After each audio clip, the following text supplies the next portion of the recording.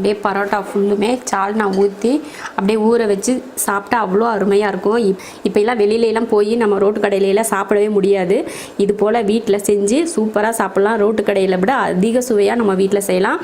அதே போல் சுத்தமாகவும் செஞ்சு சாப்பிட்லாம் நம்ம இதே டேஸ்ட்டில். இதே போல் நீங்களும் பரோட்டாவும் எம்டி சால்னாவும் செஞ்சு சாப்பிட்டு பார்த்துட்டு எப்படி இருக்குன்னு சொல்லிட்டு கமெண்ட்டில் சொல்லுங்கள். நம்ம கிச்சனில் ரோட்டு கடை ஸ்டைலில் பரோட்டாவும் எம்டி சால்னாவும் பண்ண போகிறோம். ரொம்ப அருமையான ஒரு ரெசிபி இது. எல்லாருக்குமே ரொம்ப பிடிக்கும் ரோட்டு கடை எம்டி சால்னாவும் பரோட்டாவும். அதை நம்ம செரின் வீட்டு சாப்பாடு சேனல் இருக்கு இல்லைங்களா, அதில் அப்லோட் பண்ணி அதிக பேர் செஞ்சு பார்த்துட்டு ரொம்ப அருமையாக இருக்குன்னு சொல்லி அவங்க ஃபேமிலியில் எல்லாரும் பாராட்டு வாங்கின ஒரு ரெசிபி இது. அதை இன்றைக்கி நம்ம செரின்ஸ் கிச்சனில் பார்க்கலாம். இந்த பரோட்டாவுக்கு ரொம்ப நேரம் ஊற வைக்கலாம் தேவையில்லை. சட்டுன்னு ஒரு 10 நிமிஷத்தில் போட்டு எடுத்துலாம். அந்த மாதிரி ஒரு ஈஸியான பரோட்டா. இப்போ வாங்க அதை எப்படி பண்ணலான்னு பார்க்கலாம். ஃபஸ்ட்டு மாவு பிசைஞ்சுக்கலாம். 300 கிராம் மைதா மாவு எடுத்திருக்கேன். நீங்கள் மைதாவுக்கு பதில் கோதுமை மாவு கூட சேர்த்துக்கலாம். இப்போ இதில் உப்பு சேர்த்துடலாம். 1 ஸ்பூன் அளவுக்கு சர்க்கரை சேர்த்துக்கிட்டோம்னா அந்த பரோட்டா வந்து நல்லா மொறுமொறுப்பாக கொஞ்சம் இனிப்பாக இருந்துச்சுன்னா ரொம்ப நல்லாயிருக்கும். அதுக்காக தான். உங்களுக்கு அது விருப்பம் இல்லைன்னா நீங்கள் சேர்க்க வேண்டாம். அடுத்து எண்ணெய் விட்டுக்கலாம். ஒரு 2 ஸ்பூன் அளவுக்கு எண்ணெய் சேர்த்துக்கோங்க. எண்ணெய் சேர்த்து அதையும் பிசைஞ்சு விட்டுட்டு இப்போ நான் பால் எடுத்திருக்கேன். காய வச்சு ஆற வச்ச பால் தான் இது. அதை சேர்த்துக்கலாம். அளவுக்கு அதிகமாக ஊற்றிடக்கூடாது. கொஞ்சமாக ஒரு நம்ம டீ குடிக்கிற டம்ளரில் ஒரு 1/2 டம்ளர் பால் ஊற்றிக்கிட்டால் போதும். நம்ம அதிக நேரம் ஊற வச்சு பரோட்டா செய்யலாம். இல்லை இந்த மாதிரி செய்யணுன்னாலும் டக்குன்னு பரோட்டா செஞ்சு எடுத்துலாம் சுட சுட சாப்பிட்றப்ப ரொம்ப நல்லாயிருக்கும். இந்த மாதிரி பால் ஊற்றி பிசைஞ்சதுக்கப்புறமா தண்ணி சேர்த்துக்கலாம். கொஞ்சம் கொஞ்சமாக தண்ணி ஊற்றி பிசைஞ்சுக்கலாம்.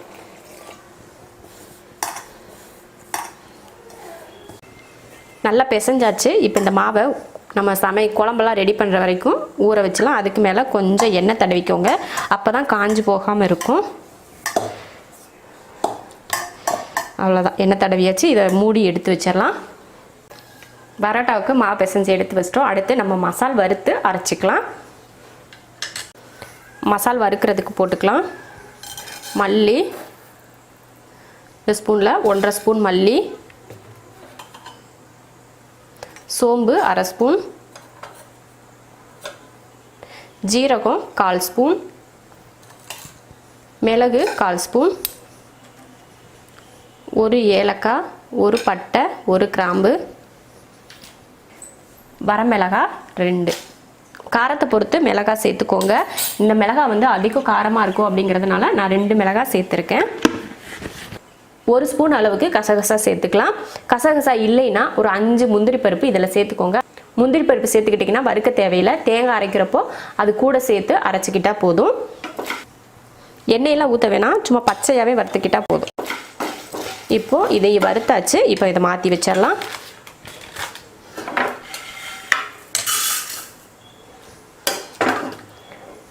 அடுத்து எண்ணெய் ஊற்றிடலாம்.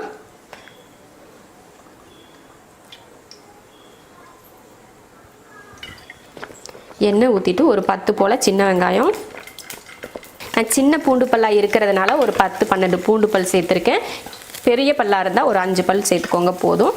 இது போல் சின்ன துண்டு இஞ்சி 2, அப்புறம் தேங்காய்.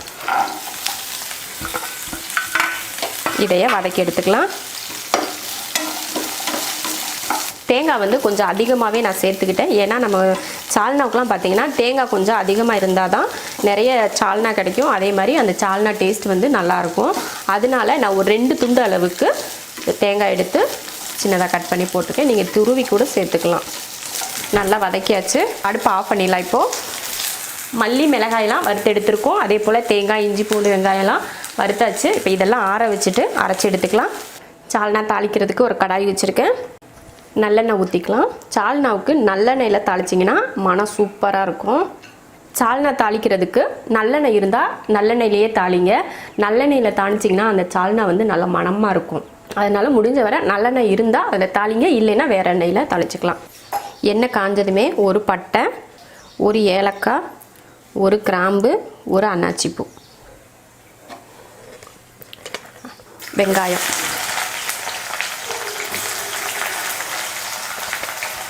பட்டை கிராம்பு ஏலக்காய் மட்டும்தான் போட்டு தாளிக்கணும். இதில் கடுகோ இல்லை வெந்தயமோ எதுவுமே போட்டு தாளிக்கக்கூடாது. இது மட்டும்தான் போட்டு தாளிக்கணும். அதே போல் 2 பெரிய வெங்காயத்தை நான் நீல வாக்கில் கட் பண்ணி சேர்த்துருக்கேன். வெங்காயத்தை எப்பவும் போல் நல்லா வதக்கி எடுத்துகிட்டு அதுக்கப்புறமா தான் மற்ற எல்லாத்தையும் சேர்த்துக்கணும். அடுத்து கருவேப்பிலை. சால்னா பண்ணுறதுக்கு இதுதான் ரொம்ப முக்கியம். புதினா இல்லைன்னா சால்னா மனமே இருக்காது. அதனால் புதினா மறக்காமல் சேர்த்துக்கோங்க. அப்புறம் கொஞ்சம் மல்லித்தலை போட்டு இதையெல்லாம் நல்லா வதக்கி எடுத்துக்கணும். வெங்காயம் வந்து நல்லா வதங்கணும், அந்தளவுக்கு வதக்கி எடுத்துக்கோங்க. புதினா போட்டால் தான் அந்த சால்னாவோட மனம் தூக்கலாக இருக்கும். இல்லைன்னா அந்த சால்னாவோட மனம் வந்து தூக்கலாக தெரியாது. சும்மா நார்மலாக எப்பயும் பண்ணுற குழம்பு போலையே அது இருந்துடும். அதனால் மறக்காமல் புதினாவை மட்டும் போட்டுருங்க. வெங்காயம் நல்லா வதங்கட்டும். அதுக்குள்ளேயும் நம்ம மசாலா அரைச்சிட்டு வந்துடலாம். வெங்காயம் நல்லா வதங்கிருச்சு பாருங்கள். இந்த அளவுக்கு நல்லா வதக்கிட்டு இப்போ தக்காளி சேர்த்துக்கலாம். நான் சின்ன தக்காளியாக இருக்கிறதுனால 2 தக்காளி. இதுவே நீங்கள் ரொம்ப பெரிய தக்காளியாக போட்டிங்கன்னா 1 தக்காளி போட்டால் போதும். ஏன்னா சால்னா வந்து அதிகமாக புளிப்பாயிரும். அதனால தான் தக்காளியை வந்து 2 போடுங்க, இல்லைன்னா 1 போட்டால் போதும். இப்போ இதை நல்லா வதக்கிடணும். தக்காளி வந்து நல்லா மசியட்டும். தக்காளி பாருங்கள் நல்லா வதங்கிருச்சு. இந்த மாதிரி நல்லா வதக்கிக்கணும். நான் வந்து இப்போ இதில் ஒரு 1/4 ஸ்பூன் அளவுக்கு மிளகாத்தூள் சேர்த்துக்கிறேன். இது வந்து கட்டாயம் கிடையாது. நம்ம சால்னா வந்து மேலே பார்த்திங்கன்னா எண்ணெயில் நல்லா ரெட் கலராக மிதந்துட்டு இருக்கும் பார்த்திங்களா, அதுக்காக தான் இந்த மிளகாத்தூள் நான் சேர்க்குறேன். இல்லைன்னா இது சேர்க்க தேவையில்லை. இந்த மாதிரி மிளகாத்தூள் போட்டு இந்த எண்ணெயில் வதக்கிட்டோம்னா லாஸ்ட்டில் வேகிறப்போ மேலே நல்லா எண்ணெய் தெளிஞ்சு பார்க்குறதுக்கு அவ்வளோ சூப்பராக இருக்கும். அதனால தான் லைட்டாக மிளகாத்தூள் நான் சேர்த்துக்கிட்டேன். இது வந்து கட்டாயம் கிடையாது. உங்களுக்கு விருப்பம் இருந்தால் நீங்கள் சேர்த்துக்கோங்க, இல்லைன்னா வேணாம். அதையும் போட்டு கொஞ்சம் நல்லா கலந்து விட்டுருங்க. அடுத்து மஞ்சத்தூள் கொஞ்சம். மஞ்சத்தூள் வந்து ரொம்ப கொஞ்சமாக சேர்த்துக்கோங்க, லைட்டாக சேர்த்துக்கோங்க. அதிகமாக மஞ்சத்தூள் சேர்த்துக்காதீங்க. ஏன்னா அந்த கலரே மாறிடும் சால்னாவுக்கு.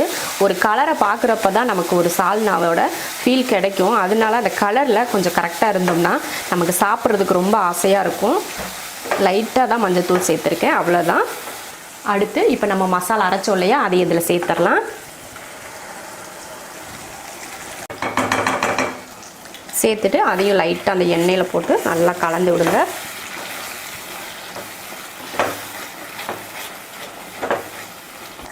சூப்பராக மணமாக இருக்குது பாருங்கள். இப்போயே சூப்பராக மணக்குது.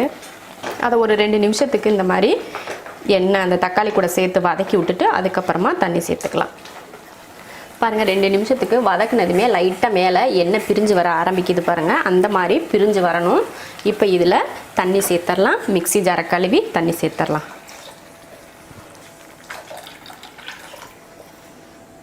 தேவையான உப்பு. தண்ணி வந்து உங்கள் விருப்பத்தை பொறுத்து நீங்கள் சேர்த்துக்கலாம். இந்த சால்னா வந்து நல்லா கெட்டியாக இருந்தால் பிடிக்கும் அப்படின்னீங்கன்னா தண்ணி கம்மியாக சேர்த்துக்கோங்க. இல்லை அளவு கொஞ்சம் ஓரளவுக்கு கெட்டியாகவும் இல்லாமல் தண்ணியாகவும் இல்லாமல் மீடியமாக இருக்கணும்னா கொஞ்சம் தண்ணி இந்த அளவுக்கு சேர்த்துக்கோங்க. உங்கள் விருப்பத்தை பொறுத்து தான் தண்ணி. மசாலாலாம் தண்ணி சேர்க்குறோம் அப்படின்றதுக்காக மசாலாலாம் எக்ஸ்ட்ராலாம் சேர்க்க தேவையில்லை. நமக்கு தண்ணியும் உப்பு மட்டும் கரெக்டாக சேர்த்துக்கோங்க. நல்லா அந்த மசாலா வடையெல்லாம் போய் ஒரு 3லேருந்து ஒரு 4 நிமிஷத்துக்கு வேகட்டும். மூடி வச்சிடலாம். குழம்பு ஒரு பக்கம் வேகட்டும். அதுக்குள்ளேயும் நம்ம பரோட்டாவுக்கு தேய்ச்சி எடுத்துக்கலாம். நம்ம குழம்பு தாளிக்கிற வரைக்கும் தான் இதை மூடி வச்சுருந்தோம். அப்போயே பார்த்திங்கன்னா எவ்வளோ சாஃப்டாக இருக்குது பாருங்கள். நான் வந்து இதில் 2 ஸ்பூன் அளவுக்கு எண்ணெய் எடுத்து வச்சுருக்கேன். எதுக்காகனா நம்ம மாவு இப்படி பிசைறோம் இல்லையா, அதில் நம்ம தேய்ச்சி இப்படி பிசைஞ்சால் அதில் நல்லா எண்ணெய் இறங்கி நல்லாயிருக்கும். அதுக்காக தான். இது போல் ஒரு 2-3 தடவை எண்ணெயை தேய்ச்சி இந்த மாதிரி பிசைஞ்சு வச்சு எடுத்துக்கணும். இப்போ இதை நம்ம மாவு வந்து ஒவ்வொரு உருண்டையாக தனித்தனியாக எடுத்து வச்சிடலாம். இந்த மாதிரி ஒரு உருண்டை எடுத்துகிட்டு நம்ம இந்த மாதிரி இப்படி பண்ணி நம்ம இந்த விரல் இருக்கு இல்லையா, விரல் இடுக்கில் இப்படி வச்சு எடுக்கணும். எடுத்திங்கன்னா கரெக்டான ரவுண்டு வந்துடும், அழகாக வரும். இந்த மாதிரி இதே போல் எல்லா மாவையும் போட்டு எடுத்துக்கலாம். பரோட்டா வந்து கொஞ்சம் பெரிய மாவாகவே எடுத்துக்கோங்க. சப்பாத்தியை விட கொஞ்சம் பெருசாகவே இருக்கணும். இதே மெத்தடில் நம்ம கோதுமை மாவில் கூட செய்யலாம், சரிங்களா? அதுலேயும் செஞ்சு பார்க்கலாம். மைதா பிடிக்காதுன்னு சொல்கிறவங்க கோதுமையில் செஞ்சுக்கலாம். ஆனால் பரோட்டானாலே மைதாவில் செய்கிறது தான் டேஸ்ட். எது அன்ஹெல்த்தியோ அதுதான் வாய்க்கு ருசியாக இருக்குது. இப்படி எடுத்திங்கன்னா அந்த மாவு வந்து ஒன்று பெருசும் சின்னதாகவுமே வராது, ஒரே அளவில் உருண்டை இருக்கும். அதுக்காக தான் ஹோட்டல்லாம் ஒரே மாதிரி எடுப்பாங்க. இந்த மாதிரி கையில் வச்சு இந்த விரலுக்குள்ளே விட்டு எடுப்பாங்க.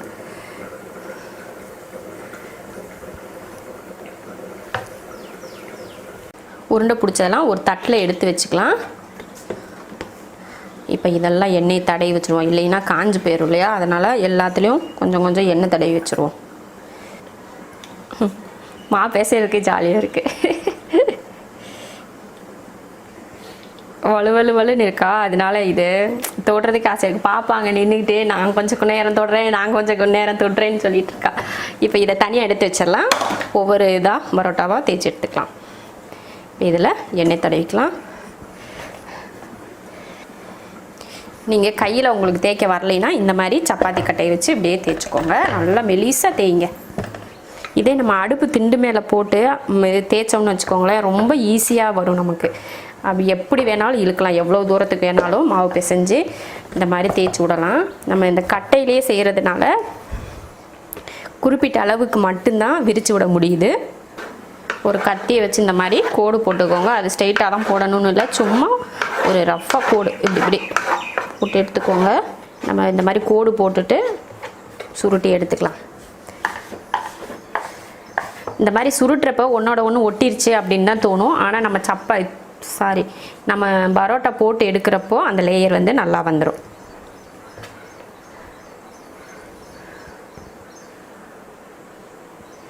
இப்போ இதை இப்படியே சுற்றிக்கலாம்.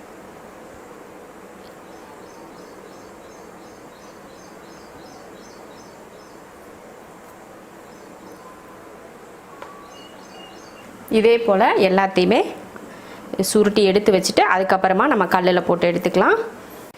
இது போல் உருட்டி எடுத்து வச்சாச்சு. 2 4 6 பரோட்டா வந்திருக்கு. எக்ஸ்ட்ரா இது ஒன்று குட்டி பரோட்டா ஒன்று நான் சப்பாத்தி மாதிரி தேய்ச்சி எடுத்து வச்சுருக்கேன். இப்போ இதை தோசைக்கல்லில் போட்டு எடுத்துக்கலாம். அதுக்கு முன்னாடி நம்ம லைட்டாக கையில் எண்ணெய் தடவிட்டு இந்த மாதிரி அமுத்தி எடுத்துக்கணும், இல்லைன்னா நம்ம சப்பாத்தி கட்டையை வச்சு தேய்ச்சிக்கலாம். இந்த மாதிரி அவ்வளோதான். தோசைக்கல் வச்சு எண்ணெய் ஊற்றிட்டேன். இப்போ கல் காஞ்சிடுச்சு, போட்டுக்கலாம்.